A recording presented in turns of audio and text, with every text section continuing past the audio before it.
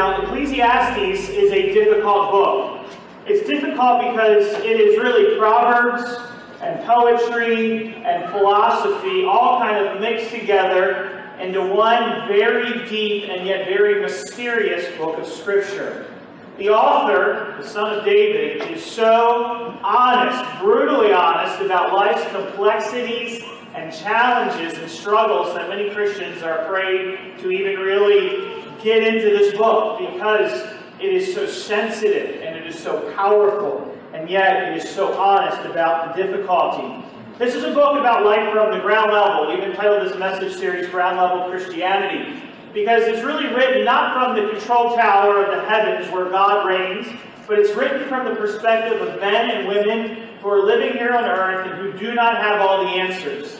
It's a reminder that we are not God, that we don't play God, and that we don't have the wisdom of God. And yet God, in His mercy, does not want us to stay empty.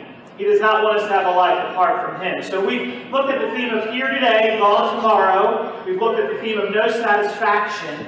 And now we're going to consider the idea of been there and done that. Been there and done that. I want to start off with a statement by a football quarterback, Super Bowl champion, that you all know, Tom Brady. Now, since I'm a Ravens fan, I'll mention Tom Brady of Deflategate fame.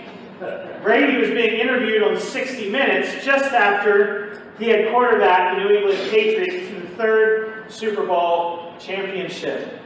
And he said these words in the interview. It was really astounding to me. He said, "Why do I have 3 Super Bowl rings and still think there's something greater out there for me?" I mean, maybe a lot of people would say, "Hey man, this is what it is. I reached my goal. My dream, my life." Me, I think it's got to be more than this.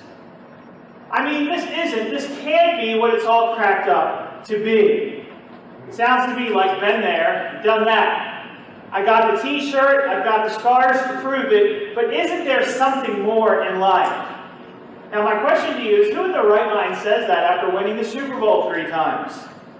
Well, you'd be surprised. How do we find satisfaction if we've been there and done that? Tom Brady didn't know the answer to that. I think this question has been answered a lot of different ways throughout history. Let me give you a few quotes to kind of get you thinking. First off, the actress Audrey Hepburn. You see this quote a lot. She said the most important thing is to enjoy your life, to be happy. It's all that matters. In other words, the idea is, as long as you're happy, all is good. Mark Twain, very celebrated writer, said the 2 most important days of your life are the day you are born and the day you find out why you were born. The day you find out why. So is it just simply finding that purpose that you need? Well, America's favorite boxer, the imaginary Rocky Balboa, said it's not about how hard you can hit, it's about how hard you can get hit and keep moving forward. Maybe that's it. It's just keep taking the blows, but as long as you keep moving in the right direction, it's all going to work out. And then, of course, the great philosopher once said, "My mama always said, life is like a box of chocolates. You never know what you're going to get." That was Forrest Gump, of course. And what's interesting is he sounds a little more like Solomon here than the other 3. Life is vanity. We're unable to grasp it. We can't control it. It's like an endless cycle, maybe to use for those of you who do the laundry. It's like an endless cycle of laundry. It's vanity. It never ends. Been there, done that. So what?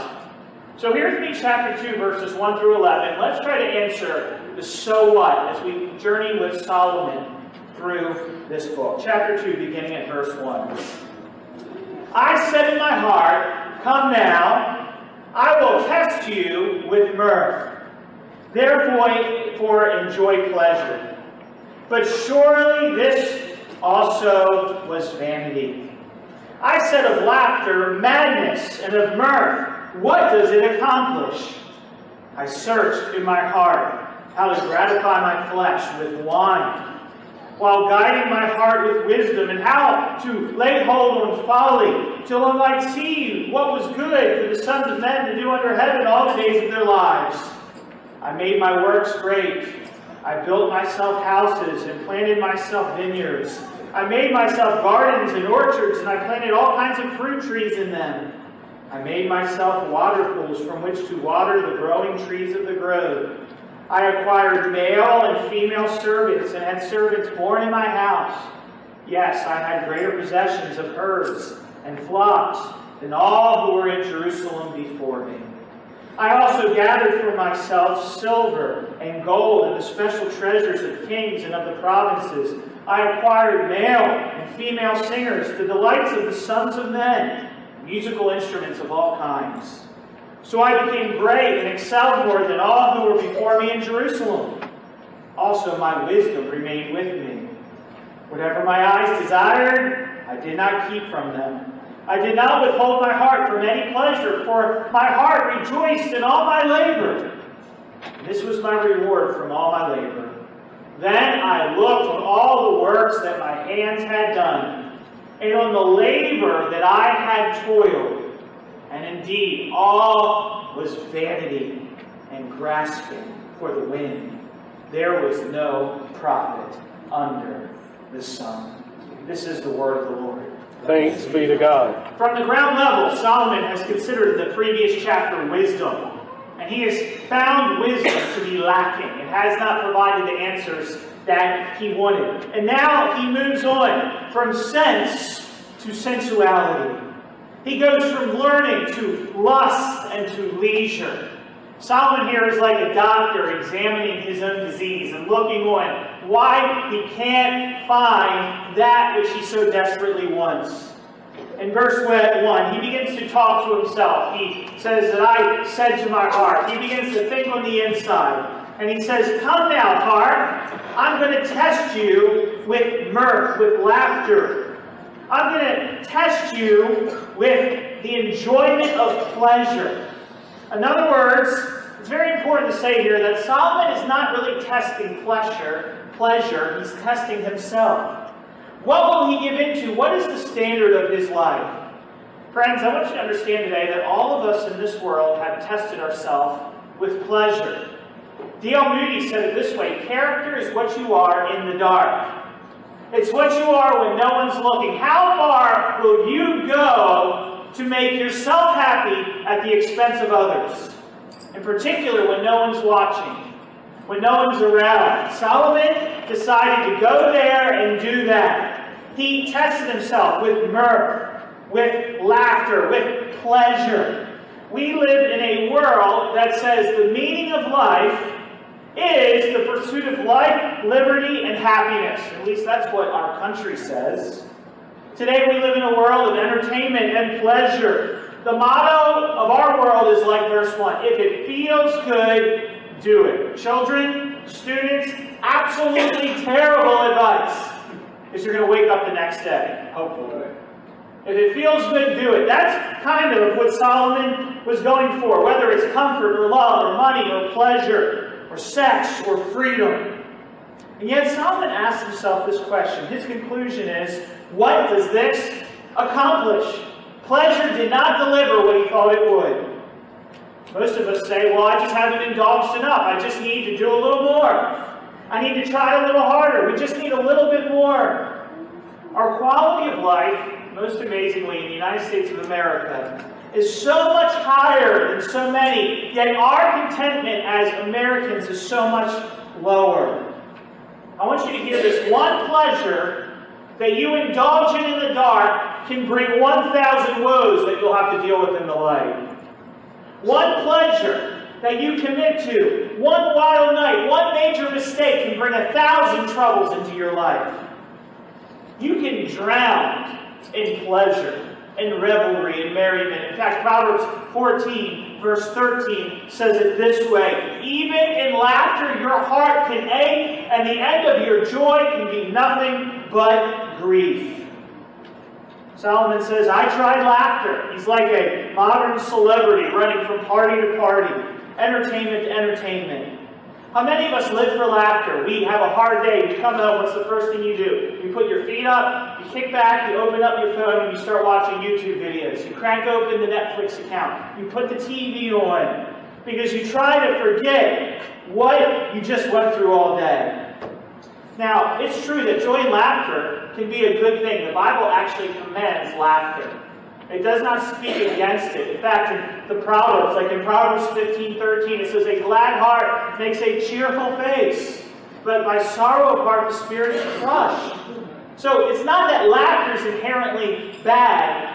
In fact, I would probably say it this way: comedy is a good relief from life, but it's not the meaning of life. It can relieve you of life for a minute, but it's not what it's all about. Proverbs 15 again, "The cheerful of heart can have a continual feast." There is a good kind of joy, but that is not what's going to be the end all of your life. A joyful heart is good like medicine. Some of us need a little joy in our hearts right now. So I'm not trying to say don't be joyful. I'm trying to say if you're looking to comedy and pleasure for the answers of life, well, the reality is some of the funniest people in the world have lived in the darkest moments of life. Much of comedy is morally perverse, frivolous, superficial, sarcastic, cruel. I mean, think about the fact that some of the greatest comedians have also been some of the most depressed people in the world. Think about one of the great comedic geniuses, Robin Williams, the voice behind the genie in Aladdin, for those of you who are Disney fans. It was a dark day in 2014 when this man who had brought laughter to so many took his own life. Just because you can make others laugh and you can laugh doesn't mean you're not in pain. Life is no laughing matter, is it? You can laugh yourself all the way to the grave and never get serious with what matters most of all. Then in verse 3, Solomon says, in his list of been there, done that, he tried wine. He tried wine. Now, this is not an ancient road trip with a bunch of his drinking buddies, okay? Solomon isn't drinking wine out of a box. He was probably a connoisseur. This is the king of Israel, the most powerful man in the land. Probably the most expensive wines, the best of wines, he tried in pursuit of culture and beauty and taste. In fact, we are told in 1 Kings chapter 10, Solomon didn't drink like the rest of us. All King Solomon's drinking vessels were made of pure gold. And in fact, none of his cups were made of silver because silver was not considered anything in the days of Solomon. He was so filthy rich, he drank out of gold vessels. Now, many sad, lonely, hurting people try to self-medicate with wine. That is not why wine was given to us. Proverbs chapter 20, verse 1 warns us that wine is a mocker and strong drink is a brawler. And whoever, here's the key of this verse, whoever is led astray by it is not wise. Solomon did not lead the wine led Solomon. And the excess was foul. He went past godly liberty. It's amazing. Everyone is smiling at the bar until something goes wrong. But most of those people aren't smiling when they get home. Often we are not smiling in our hearts. And by the way, it's not just wine, it's not just alcohol. Many of us try to comfort ourselves with many different drinks. For some of us, it's a $5 girly latte. Sorry. For the rest of us, it's black coffee. Others, it's natural juices. Some of you, it's soda. You're Coca-holics. We tend to use beverages to give us pleasure in life, to make us happy, right? To make us calm down. I just want to be happy for a minute. And we let the sugar go to us. But the reality is, Solomon is saying here that wine isn't going to do it. It is not the meaning of life. So many of us here in this world today think that culture will give us the meaning of life. Culture is good. I love culture. I want high culture. I want us to grow as humans. We need a little more culture in this world, there's no doubt. But culture will never satisfy the echo chamber of your heart. Amen. That's what Solomon is saying here. Nor will a bottle of wine or Coke. Now, it continues on. If verses 1 through 3 were the lust of the flesh, now we go to the lust of eyes and the pride of life. Look with me at verse 4.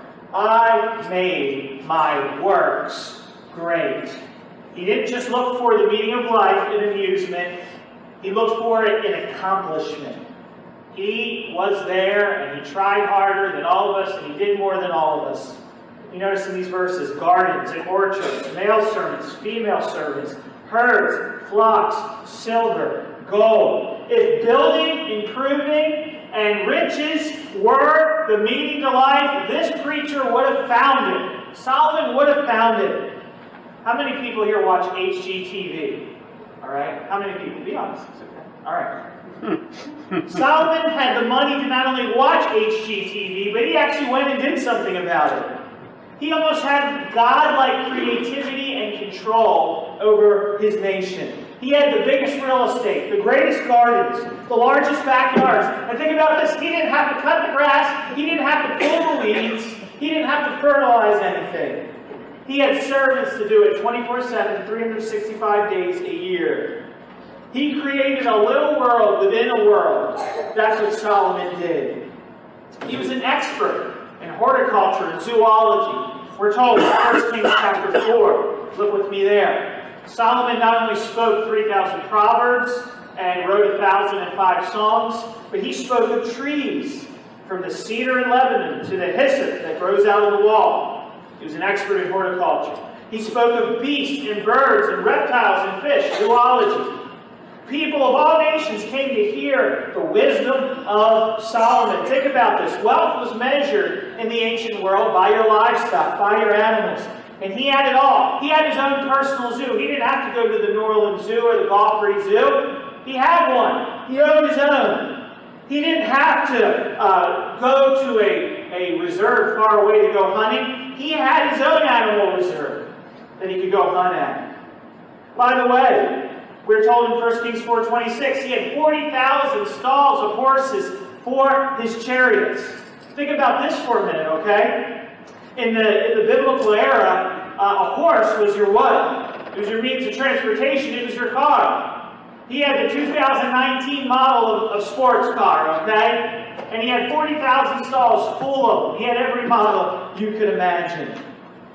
He then mentions in verse 8, silver and gold. This man was wealthy beyond belief. We are told that Solomon had the Queen of Sheba come visit him in 1 Kings chapter 10. And it says there in 1 Kings 10 that just this one visitor to Solomon brought him, look at verse 2 there, she brought him camels bearing spices and gold and precious stones. That was just one visitor. People from all over the world brought him treasures beyond belief. This man had it all. And then it says in the New King James, Solomon acquired male and female singers. The ESV says many concubines. The NIV says he had a large harem. The reason why there's two different translations here is because we're really not sure what the Hebrew word means today. Some people think it refers to the idea of the concubines. Phil Ryken says if that's true, the erotic luxury of this vast harem was the royal icing on his cake of pleasure. He tried it all sexually, if you will, if that is the case. And by the way, today, many people do this very thing, except you don't have to have a harem. All you have to have is a computer or a phone. Some people think, though, that this is actually translated properly to speak of musicians, male and female singers. If that is the case, think about the fact that not only did he have the ability to listen to those who were in his court, he was so wealthy, he could call anyone he wanted to come perform for him. He could get Elvis Presley, or Michael Jackson, or Josh Groban, or Yo-Yo Ma, or Beyonce, or whoever you like to listen to, whatever you call music, right? He was the king. He was the most powerful man in the world. He could have them come to him and perform in his very court. He excelled all those before him in Jerusalem. And verse 10 says, whatever his eyes desired, I did not keep from them. He had the resources to get whatever he wanted. Whatever pleasures, whatever things. He could literally say, I've been there and I've done it all. By the way, this statement, whatever my eyes desire, the lust of the flesh, the lust of the eyes, right? This is dangerous. Many people have died because of a wound in their eye. Because of sinfulness of the eyes. Think of King David looking down, leading to the death of Uriah. Think of how many of us, because we saw something we wanted that we shouldn't have made bad decisions, leading to pain in our families and our souls. How many of us, because of fantasies, have been led astray? We have fantasies. Solomon had realities. He didn't just think about it, he could do it. He did not pray as his father David. By the way, I would love for you students to write this verse down. And if you struggle with your eyes, this is the verse you need to write down. Psalm 119, 1 through 7. Psalm 119, 1 through 7. It's a prayer. Turn my eyes from looking at worthless things and give me life in your ways. Turn my eyes, Lord, from looking at worthless things and give me life in your ways. Psalm 119, 137. You may need to put that Bible verse underneath your TV or on your laptop or have it as the background or screensaver of your phone. Turn my eyes away from looking at worthless things. Solomon did it all, and yet he concludes in verse 11, it was all vanity, it was all grasping for the wind. Eventually, all the great buildings he built are going to be torn down and disappear.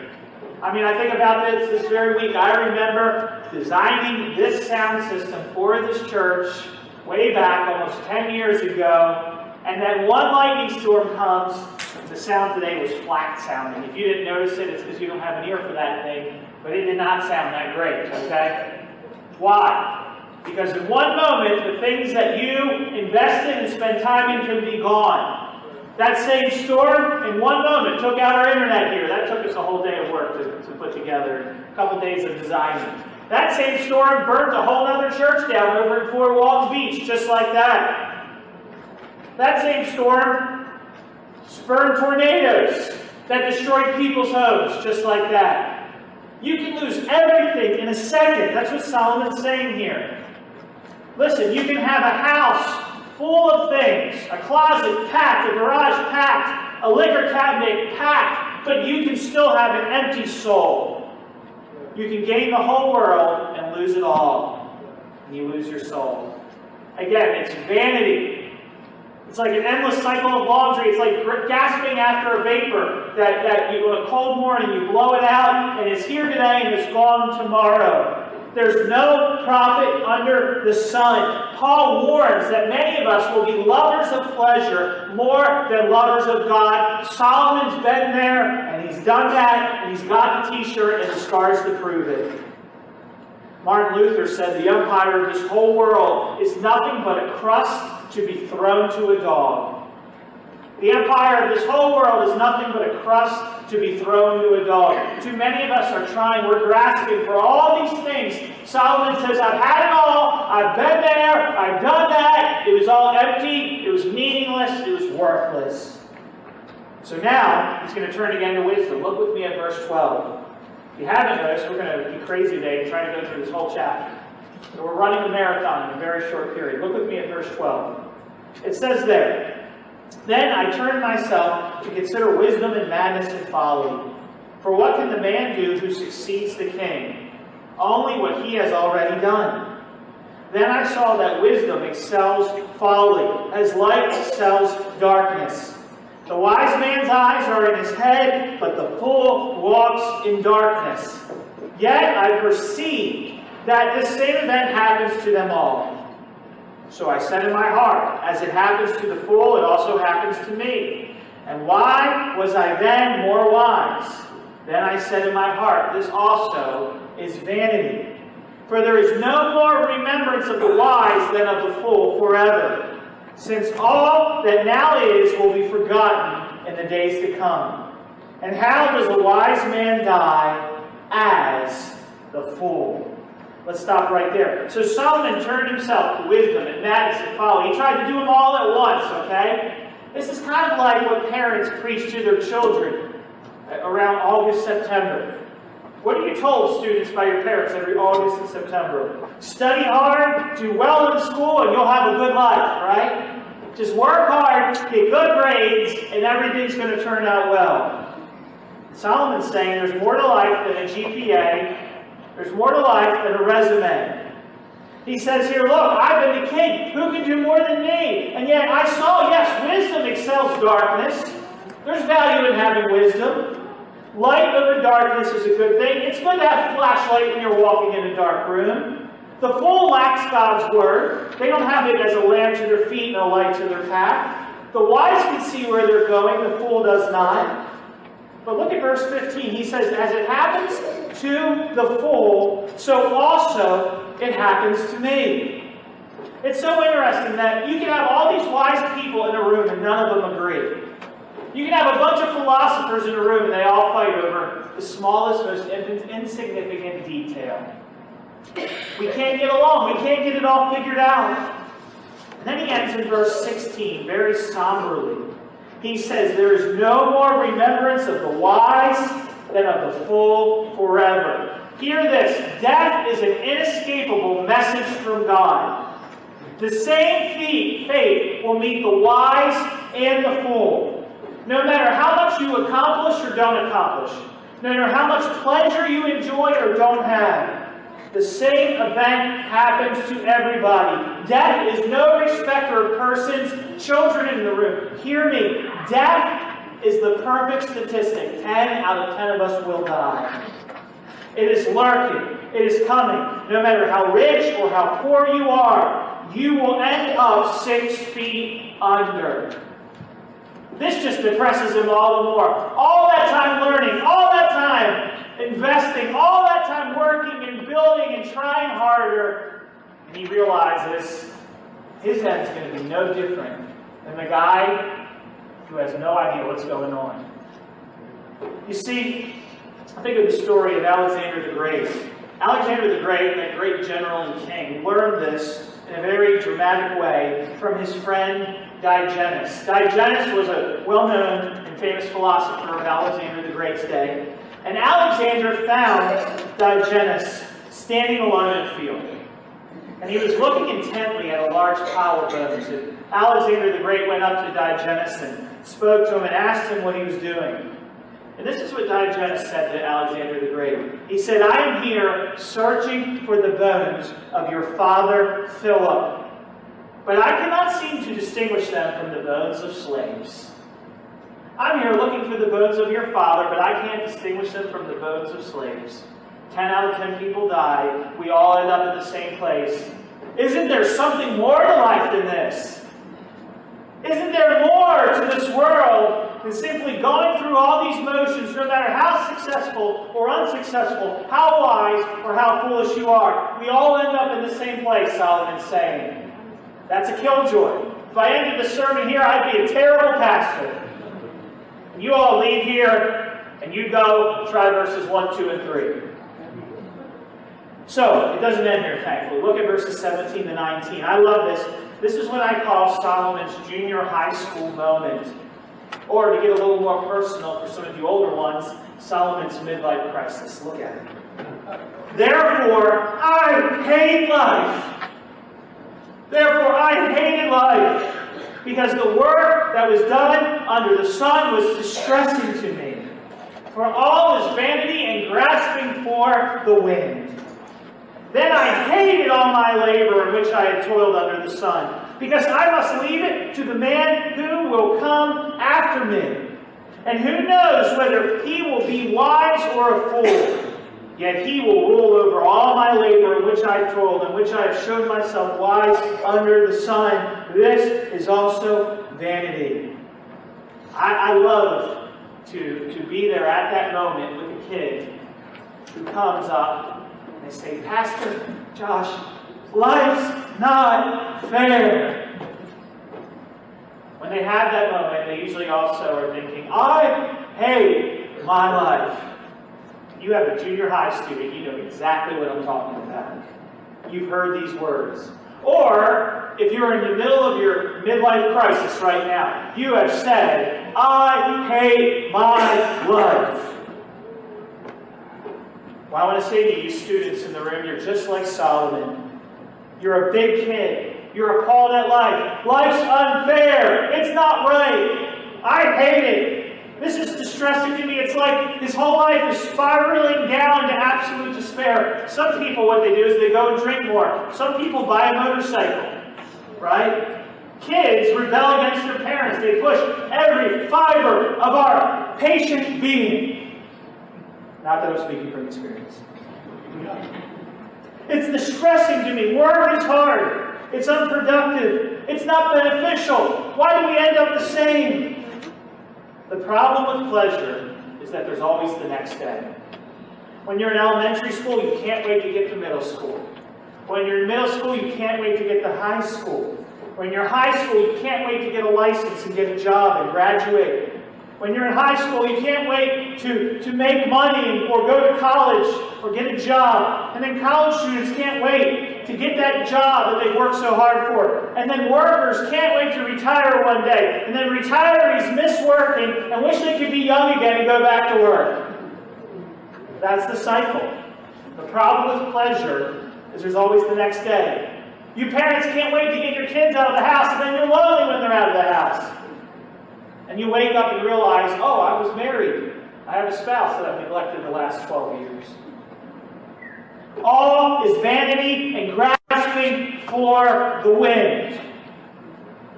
It would be better, I would say to you, to be weary about our sin than about our life. It would be better for you to hate your sin than to hate your life. But the reality is, it's emptiness. The French philosopher Voltaire wrote to his friend and he said, I hate life, and yet I'm afraid to die. I hate life, and yet I'm afraid to die. Solomon says, in particular, the reason why is because I must leave all this stuff I've worked for to the man who's going to come after me. And who knows what that person's going to do with it all. We all know what this means. You've been to an estate sale before. Somebody had this treasured lamp, or this treasured chair, or this treasured record, or this treasured CD player, these treasured speakers, or whatever, right? And they spend all this money collecting and earning, and then the garage sale happens, the estate sale happens, and you sell it for a couple bucks, and it's gone. Studies have shown that when a person accrues vast wealth, it's usually all gone by the third generation. If you're a millionaire today, you can count that your grandkids will have spent it all. It's going to be gone. By the way, this happened to Solomon. His own son, Rehoboam. Now, Solomon had all these wives, all these children, and yet the one son who becomes king blows it all. He loses 10/12 of the kingdom, we are told in 1 Kings. So many of us in this room are working so hard to get that item. And I hate to tell you this, but you're going to die, and someone else is going to buy it at a yard sale or an estate sale, or the real probability is it was made in China, and it's not even going to make it to the yard sale. And yet you've given your life to it. It's like Luke chapter 12, the man who needed bigger barns. Luke 12, 19 to 21.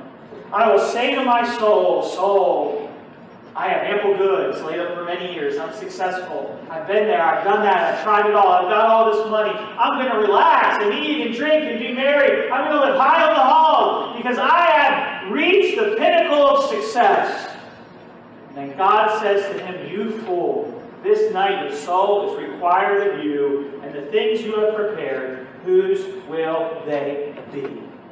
So is the one who lays up treasures for himself and is bankrupt toward God. Some of us in this room need to hear this. You're trying to live the American dream. And I want to tell you, the American dream is really a nightmare. It's really a nightmare if that's all your hope is. Let's wrap this up. Look at verses 20 to 26. Therefore I turned my heart, and I despaired of all the labor in which I had toiled under the sun. For there is a man whose labor is with wisdom, knowledge, and skill, yet he must leave his heritage, his inheritance, to a man who has not labored for it. This is vanity and a great evil. For what has a man for all his labor, for the striving of his heart, which with he has toiled under the sun? All his days are sorrowful. His work is burdensome. Even in the night, his heart takes no rest. He keeps thinking about it. This is also vanity. Nothing is better for a man than that he should eat and drink, that his soul should enjoy good in his labor. This I saw was also from the hand of God. For, now the New King James here says, for who can eat or who can have enjoyment more than I? I prefer the ESV's translation. For apart from him, apart from God, who can eat or who can have enjoyment? For God gives wisdom and knowledge and joy to a man who is good in his sight. But to the sinner he gives the work of gathering and collecting, that he may give to him who is good before God. This also is vanity and grasping for the wind. His heart loses hope. He's an old man writing these words. He's been there. He's done that. He's in despair. He says, this isn't just vanity. This is a great evil. It's worse than vanity. I'm outraged. I'm so discontent with life. Some of you are discontent too. There is such a thing as a divine discontentment. It's a wake-up call from God. It's a reminder that what Satan promised Eve in the garden is empty. Satan said, you'll be like God. You'll have real wisdom. You'll know the difference between good and evil. But what Satan promised Eve in the garden did not have the checks, did not have the money in the bank when the check was cashed. Instead, in that temptation, it brought sorrow and pain. Worldly success could not satisfy. The lust of the flesh, the lust of the eyes, the pride of life could not fill the emptiness in Solomon's heart, and it won't fill your emptiness either. The American dream is a terrible gospel. Just getting more, doing more, being there and doing that, accomplishing more will never make you happy. But then, all of a sudden, in verse 24, this text burst out into an oasis of optimism in the midst of a wilderness of despair. In conclusion, Solomon says, I have some good advice for you at the end of this chapter. There is a way to enjoy life. Nothing is better, verse 24, for a man than that he should eat and drink. 5 times he's going to say this in Ecclesiastes. Now, he doesn't stop there. And I want to just warn you for a minute. Many people read verse 24 and they stop right here. Nothing is better than a man should eat and drink. And they stop and they say, this is my code of life. This is my purpose. I'm going to work hard, enjoy life, be nice, have fun, don't get caught doing anything wrong, try not to hurt anybody else. That is moralism, and it is damnable. You can't make yourself happy by eating and drinking and working harder. If you read this verse this way, you've ignored everything we've read so far. It's not what he says. He says, nothing is better for a man than that he should eat, that he should drink, that his soul should enjoy good in his labor, because this is from who? The hand of God. It is from the hand of God. In other words, the idea here is when you eat with God. When you drink with God. You live your life like God is with you 24 hours a day, 7 days a week. Why? Because He is. The Reformers had a Latin phrase for this, coram Deo, to live before the face of God. The idea here is that the gifts of God are incomplete without the giver of the gifts. A present from a loved one means a lot more when it actually comes from them directly. The gift without the giver is an idol. Apart from Him, apart from God, who can eat or who can have enjoyment? In other words, not everything in this world is a problem to be solved. We have to change the way we look at the world. We have to stop reading this world like there's the world and then there's God. And instead we have to realize that God is sovereign over this world, over all of our affairs. We have to rejoice in what God has given us and trust in Him, in the good and the bad, in the happy and the sad. Laughter and leisure are good when they are seen as a gift from God. Bread and wine are good when they are received as a gift from God. Pleasure in parks and nature and animals are good when animals are seen as a gift from the hand of God. Sex is good when it's seen as a gift from God, partaken of in a marriage between one man and one woman. You will only learn to enjoy the pleasure of music when you learn that it was made to glorify God and enjoy Him forever. Amen. All of these things are good if God is in the equation. The Lord's Supper is a part of our weekly enjoyment. It's bread and wine, right? The God of this world comes and communes with us in bread and in a cup. He gives us our daily bread. He quenches our thirst.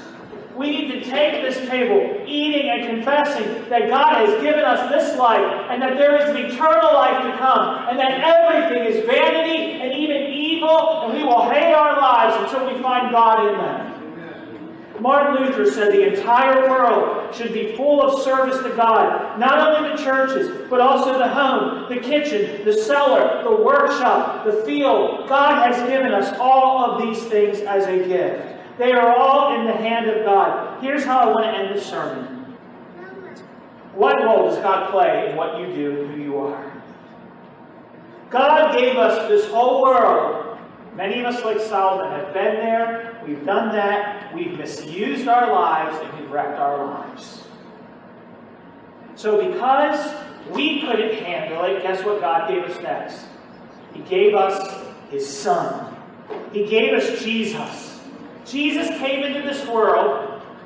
Everything Solomon pursued after and went after, Jesus was tempted by, but He resisted the temptation. Jesus did not succumb to the gifts. Jesus instead used the gifts, trusting in the giver. Jesus did not sin by these gifts of God. Jesus was God in this world without sin. We misused and abused and broke this world, so God gave us His Son to come into this world and bless what was broken. He blessed bread and wine that was broken, and He multiplied it. And that's what He does for us. 1 Peter 2 says it this way. He committed no sin, neither was deceit found in His mouth. When He was reviled, He did not revile in return. When He suffered, He did not threaten. But He continued trusting Himself to God who judges justly. Jesus Himself bore our sins in His body on the tree, that we might die to sin and live in righteousness. It is by His wounds we are healed. Too many of us have been there, done that. We're wearing the shirt, we've got the scars, and we're still miserable. It's because we've done it on our own. And when you do it on your own, you're going to fail. And you're going to be empty. And it's going to be vanity. But if you turn from self and sin to Christ, who came and was tempted in all these things and did all these things, yet without sin, if you turn to Christ, death is not an end. It's a doorway. He gives us eternal life, eternal joy, eternal bread, eternal wine, eternal music. He gives us all the good things of this world and the world to come. If we would only turn to Jesus Christ. May we pray.